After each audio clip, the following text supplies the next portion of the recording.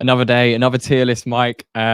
This one is going to be looking at every West Ham defender signing since moving to the London Stadium, and it's a trip down memory lane, 100%. That's for sure. And we've got 5 different categories. We've got incredible, good, average, rubbish, and no words. So let's switch over because there's quite a few players to go through here, and they are in randomised order as well. So any signing since moving to London Stadium in randomised order. So first up, Naya Faged, one of the more recent signings. Where would you put him as a signing?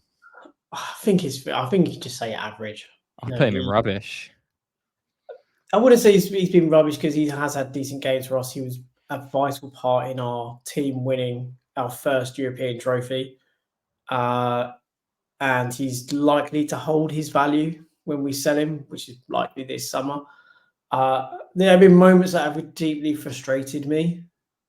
And I think if we had another season with him under David Moyes and it was like last year, then I would say rubbish. But I feel a bit disingenuous if I say he's rubbish because I think there actually has been periods where he has been very good. And in all do you not think for the lack of consistency, number of mistakes, that obviously the injury wasn't his fault when he first signed for the club in pre-season, it's just been not the signing that we thought it would be for the value that he came in at? I totally get all of that. However, I think I would be slightly aggrieved playing the football he's had to play. And I would say, in fact, many of our players have had to endure over the last 2 years. Yes, we won something, which was great, but I'm not going to make too moans about it. Some of the football has been some of the worst football we've played as a football club. And if you're a player that wants to play football, couldn't have been that fun at times. Okay. So I do think keep him average for now. We'll keep him average for now. Yeah, and I think also you're playing against a player in Kurt Zouma who doesn't really have a functioning knee. So, in fairness, I think some of his poor performances is also down to not having a partner whose body is even able to do what he needs it to do. And yeah, okay. Yeah.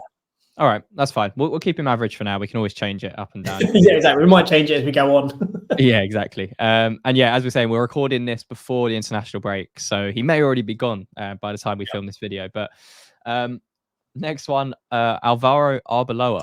No words. Just that. No, just move on. No words. Yeah, I don't even want to get into that as a signing, but yeah, swiftly moving on. Strong start. Yeah, Fabian Balbuena, the general. I'm mixed feelings for this. I would probably go with average, but there's maybe an argument that he's slightly better than average. Yeah, to be honest, signed for 4 million euros as well. Yeah, 4 million euros was absolute pittance. And in that first season, to sign someone from the Brazilian league for 4 million euros, that everyone's like, who the hell is this guy? He's going to be awful. And to come in and be as good as he was, like, I'm willing to say good because that first season, he was colossal. Like him with Issa Diop. They were good, first year was incredible. And even though as his career went on to eventually when he left, it kind of dwindled a bit. I don't think he ever didn't give everything he gave. And I can never really pick out moments and outright say that was his fault for that goal. That was his fault. I don't think he ever really made, big mistakes. I just think that ultimately he had a very, very good first season, bought on a pittance. And then just as the seasons went on, the league in itself went up and he wasn't able to maybe continue that brilliant consistency for his first year. But I would say good, personally, because I think you're paying 4 million quid and we got the performances out of him that we did. Yeah. I think he was a good signing for us and a good player for us. Okay. Unfortunately, he couldn't keep that consistency going throughout the duration of his time. I think had he would add, he probably talked about slightly the same reverence of, say, Winnie Reid, who was bought for an absolute pittance and was a bit of a stalwart. So I would think, I personally was signing. Yeah, I'd say it's a good. I would say if there was a column between good and average, I'd probably put it in that tier. Middling. Yeah, but we'll keep him in good for now because I know some of the ones that are coming up, but you don't, Mike. So I think it's fair. Vladimir Sofal, I'm tempted between good and, to be honest, incredible as a signing. Where would you put it? I think, you know what? as a signing, we said the same about Soucek. I think it has been incredible. He It came has to be, from right? yeah, he bought it for €5 million, €5 million, £5 million, something like that. And he came in the first game against Blackburn and was insanely good. Leicester, yeah, Leicester. So yes, Leicester, yeah, came in that game against Leicester and was incredible. Unreal, yeah. And then that first season, I think was it 9? Was that about 9 assists, something like that, 7 to 9 assists. He got in that first season. I know him and Cresswell were the best assisting fullbacks, other than I think Liverpool. Yeah, I think Bob Robinson and Trent Alexander-Arnold. That was it. And I think he was on par with Trent Alexander-Arnold that year, which is absolutely mental when you think of how good Liverpool's fullbacks were. Yeah, he got 7 assists in 34 Premier League games in that 2021 season. And again, he came in and his dedication and level was insane. But you know, the one thing that really puts it on incredible for me? Yeah. Because the one thing I would say, he is in my mind a bit of a mentality monster. When he plays, he switches. His eyes go, everything is gone. Like he's solely focused. The one that I always remember is when he put Jack Grealish with Aston Villa in his pocket the entire game. And there's a point where Ryan Fredericks fouled Grealish and went to help him up. Soufal goes over, bats his hand away, and tells him, "No, you don't help him up." But that is just utter, bastard moment of just go on, you mental check. Like it just, he has had ups and downs a bit, but even in his worst seasons, I think he's still got 5 assists in one of the seasons where we said he's probably his worst, which was like the year before last. I mean, he got 7 assists last season, so he matched what we're talking about. I just think defensively is where he has fallen off. I think there's a couple of reasons. Obviously, I think that's the problem. It's age and age and injuries. I think he's played a lot through injury as well, and I think he's had like hernia problems and stuff. So I think age has kind of caught up with him a bit. The Premier League level in terms of wingers and their abilities has gone up, but for £5 million, and again, it's nothing. Things that were said about him with his training and how him and Soucek did that, I don't think you can say it's anything other than incredible. I don't think we've signed a better fullback. Wan-Bissaka may go on to be a far, far better fullback. However, I don't think we've had a good right back signed since Lucas Neal. And how long ago was that? The only one I can think of is like Jenkinson for one season, but then after that it was terrible. That was a loan deal, wasn't it? So for £5 million to get the player we got out of him, and probably if we sell him, if we were to sell him this year, I imagine the club is probably going to ask someone, even if I think he's in last year, it's last year's deal, probably going to ask about 10, 15 million quid. And people would probably go, yeah, look, it's in last year's contract, but it's probably fair. If I went to buy a player of his quality elsewhere, I'll probably have to pay about that, if not more. No, let's keep him in incredible, because I think he deserves it. And as you say, that first game at Leicester away, I remember just thinking, who is this mad bastard we've signed? Everyone had the same thing. It's just like, oh, this is going to be interesting. I hope he's good. And then by the end of it, was going, I love this man with every fibre of my body. All right. Yeah, we'll keep him incredible. I think he thoroughly deserves that. Yeah. Craig Dawson, where would you put him? You know what? I absolutely hated the deal. Same. And prove me wrong. Yeah, absolutely. And I love being proven wrong with players. I think I have no problems with that. I have never had an agenda of a player. If I think that, if they prove me wrong, I'm not going to be that agenda person going, no, they're still rubbish. If they prove me wrong, I will take my hat off to them. I will eat whatever humble pie there is, because it's brilliant. Good or incredible? You know what? I think we have to say incredible, because I think so. For the business it was. Yeah, not enough. He also wanted to leave, but he was told, no, we don't have a bid that's acceptable, and he stayed and didn't kick up a fuss, was coming down from up north. And again, this is a player I don't personally think was that amazing. I still don't think he is as amazing as as people kind of laud him up to, but he was a brilliant player for us, and he was incredible in that period. But I still think he's slightly overhyped in our fan base. However, 100%. I'm willing to concede, he was an incredible signing for us and did brilliantly during his spell. I will not have a bad word to say about him. No. And I had many bad words before he did something. Another one where his debut, you could tell he was a maniac when he kicked Hey Adams in the head, Southampton away. Yeah. Not that again. What a West Ham moment to have. It's just like, oh no, here we go. Because it's just after he signed, the jury was still very firmly out as to this is a terrible signing. Yeah. And in the first game, he does that, and it's like, Oh, Okay, mate. welcome. Yeah, exactly. But I think for the Lyon game alone, Lyon. Oh, mate, he like you say, he made a lot of mistakes. He made a lot of individual errors during his time, but as a signing for £2 million or whatever it was, and for the unexpectancy of what he would go on to do, and as you say, the amount of goals he scored for us, it was really important. And as you say, that Lyon away performance. I would argue probably David Moyes' best signing at West Ham, in all Yeah. honesty. I'd also say as well, not even the Lyon away performance, but the Lyon home performance when we were down to 10 men. I thought he was fantastic in that game as well. If anyone has 90 minutes to go back and rewatch a football match, but yeah, no other words. Let's keep him incredible. I think slightly below Kufau just because of longevity of Kufau, but yeah, they're pretty close in my opinion in terms of signings. Next up, Issa Diop, rubbish. This is one of This is why I want Aguerd probably in rubbish, because I don't think Aguerd was better than Diop as a signing. No, because the thing that's frustrating with Diop is getting that first year colossal. You know, Jose Mourinho called him an absolute monster because he basically picked up Lukaku, you know, the sizable Lukaku, popped him in his pocket and went, "You're going to sit there all game, mate." And he was phenomenal.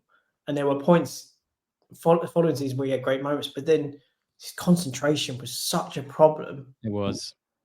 I think in the end, it's awkward because you think at the start of it, you'd say he was good to then average, but then by the end of it, he was rubbish. So yeah, recency bias paints me towards being rubbish. But yeah, as you say, in that first season, he was pretty solid. And I think that's the problem. Like you say, recency bias would definitely 100% have you say is rubbish. But I think he was average, and I think what we've seen since he's gone to Fulham, he's been a decent player. So we'll keep it there. I think why he wasn't in the right format as his career or as his time at West Ham progressed to the point where he looked a lot worse than what he is. So I would probably say average, bottom of average, almost in rubbish. And I think that's probably a lot of people are going to say rubbish, and I completely support that. But I just think that after the way he played that first year, it's the only thing that is saving him from being in rubbish, in my opinion. Let's keep him bottom of average for now, and see how the rest of the tier list pans out. Next up, Emerson. I think it's been good signing, to be honest. Top of good, right? Yeah, you know, when we signed him for 11 mil, I don't think, you know, a lot wasn't of the first choice at all either. No, a lot of people were like, well, you know, he never was that good at left back. I've maybe felt a bit less inclined to say he was bad defensively as others. Yeah. And tried to say, no, there are a lot of positives. But even I've been surprised by how well he's done, and, you know, shouldn't have took him as long as it did to get in ahead of Cresswell. However, since he's been in that team, I don't think he's ever done much to let us down. And at times last season, pretty consistent, one of our best players. So, yeah, definitely a good signing. Yeah. Okay. Yeah, I agree. I think that's Patrice Evra. No words. Just no words. No words. Above or below or below or below? I don't know. This is the thing, right? When we say no words, do we want to say the top of no words should be the worst of no words? No, top of no words. So in my mind, if you're bottom of no words on this list, you are the worst player on this list. I think then he has to go above Areola, doesn't he? Do you think? But it's above or below? Mate, it's going to be some tier though, that one, I think. Yeah, there's a few more candidates, I'll say that, for this list. But Jesus. I don't know. I'm trying to think. Who made more appearances, do you reckon? I think Evra made more. Yeah, I just remember Evra being so bad. I think Areola made about 5 and then had a massive fight with Bilic, and then that was basically it. He was dead. Dead to Bilic. Yeah. All right, yeah. Let's keep Arbeloa at the bottom. Evra there. Okay, yeah, that's fine. Let's move on. Ryan Fredericks. This one, he's a really frustrating player because he had some absolutely fantastic 10 out of 10 performances for West Ham at right back. There were other times where he didn't. Yeah, I remember him against, I think it must have been Liverpool against Mane. He had a game where you're like, mate, that's insane. And the Villa game was all about with Soufal, where him and Soufal locked up. Fantastic, Grealish, till Grealish went over to the right hand side and scored, which was just quite amusing. Because obviously all the defences that Cresswell got until that happened. But I think he's an average signing. Would I? Yeah, It's I hard to think know where to put him.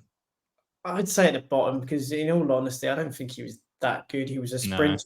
He was a sprinter in football boots, in my opinion. He had some good games, but yeah, he was a sprinter in football boots. Let's keep him there. Let's keep him at average. I think that's fair. Yeah, it's a tough one. I just don't think he played that much. He obviously had a lot of injuries as well, and couldn't play 90 minutes, as you say. Just the fitness. And the fact of the matter is, he was keeping up Ben Johnson when Ben Johnson was far better. He's also a reason why I'm kind of like.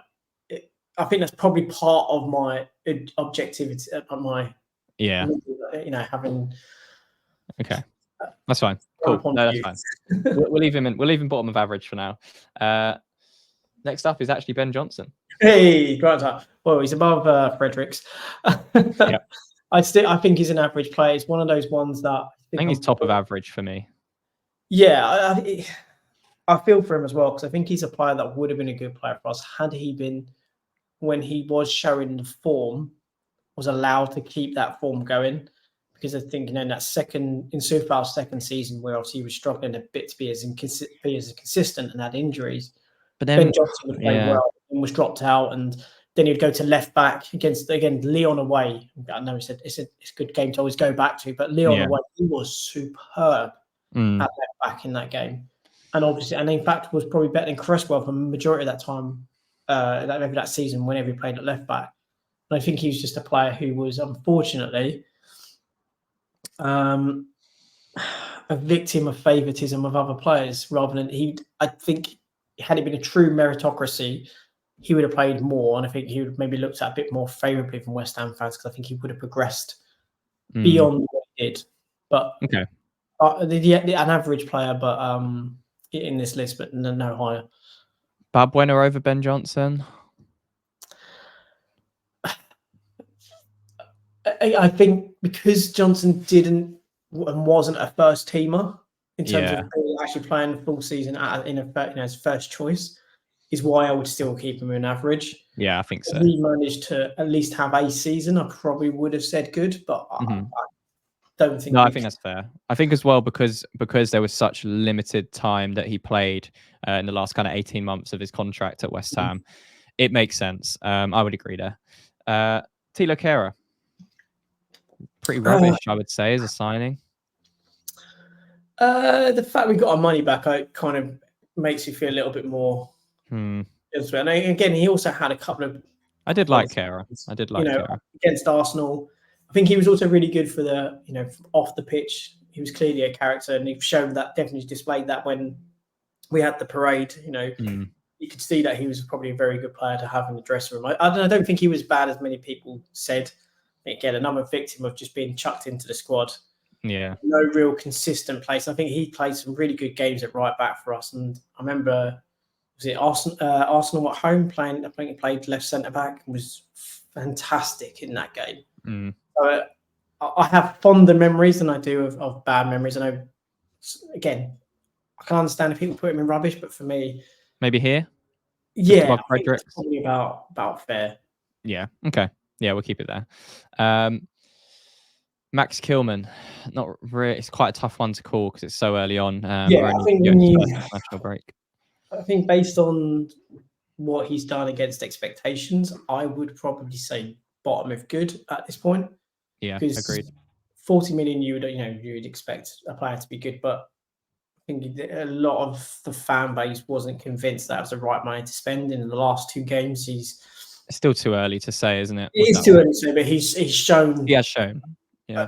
Compared to what we saw last year with Aguerd, and I definitely would say it's been so far very well spent, £40 million, and if he can continue what he has, then I think he'll very firmly be.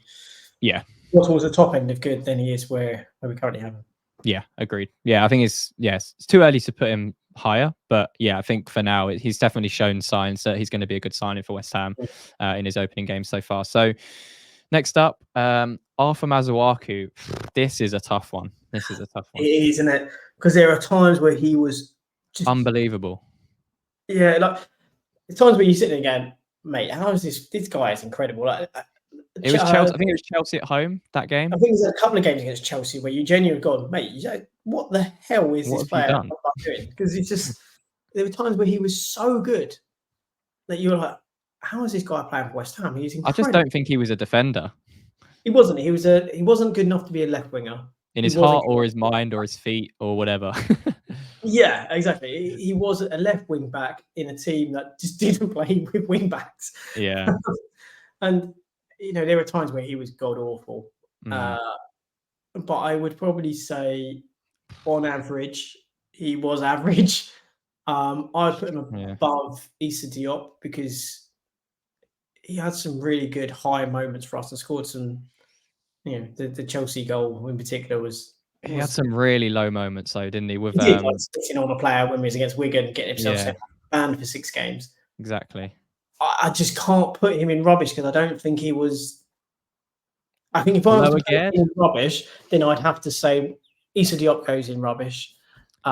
This average list is really hard. Like, I'm looking at it now. Yeah. It's how the hell do we distinct? I think because they're all inconsistent.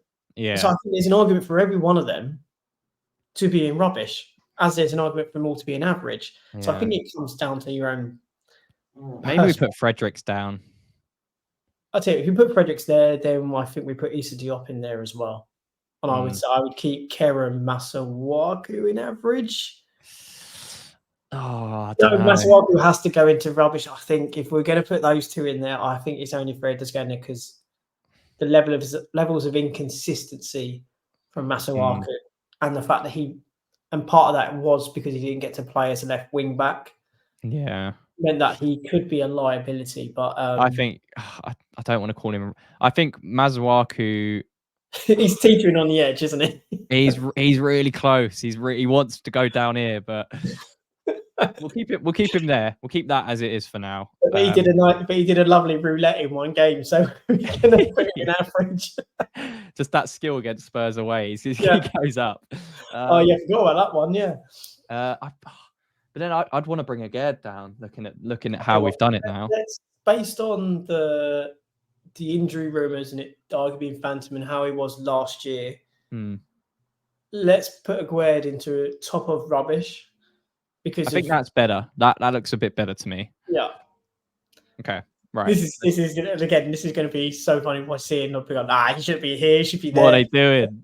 But what this are they on about? Right? We don't know what we're talking about, nor does anyone really. So. Honestly, like we've changed about 100 times on this list. We don't have a clue what we're doing, but we're gonna go through it anyway. Next up, Konstantinos Mavropanos. Let's say average. He has that average. I would say I've felt more secure when I'm with Ben Johnson than I have with Mavropanos, so I put Mavropanos there. I think that's good. I do think he's been more secure than Issa Diop. Yeah, true. Kera, so I think middle of average is about right for him. Okay, right, we'll keep him there. Next up, Todibo. I can't really. It's hard to do this one. I think with him, if we're going to base it on reputation, it'd be good. And based on what we've seen from Nice, it would be good. But we haven't seen him, so arguably we keep him in average because he hasn't kicked a ball in anger for West Ham, and it would arguably be disingenuous. I think we have to put him good. I think we have to predict what's going to happen with this. I think with his reputation and the player he is, I think he is going to be a good player for us.